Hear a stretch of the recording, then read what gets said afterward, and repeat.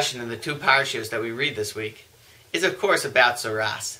It's about somebody who, for whatever sins that he did, has this physical sickness, has a sickness of Tzaras.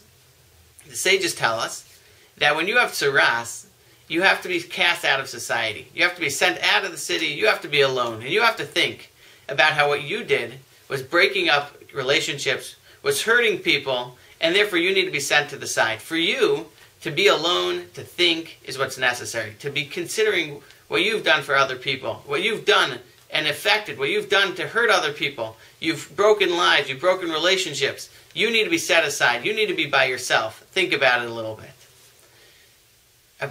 The sages take it another level, and they say when you're cast out, when you're put aside alone by yourself, you are in fact in a certain element considered to be not alive. Somebody who can't be a member of society, who can't be a part of things, can be even viewed in a certain way as not alive.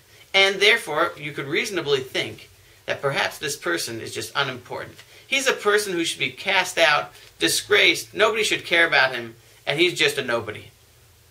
The Haftorah comes along and tells us that this is not true. The Haftorah has a story of 4 people with Tzaras. And at the end of the story, they in fact bring good news and save the Jewish nation from famine, and the ones are the bearers of the good news that the Jewish nation will not be destroyed.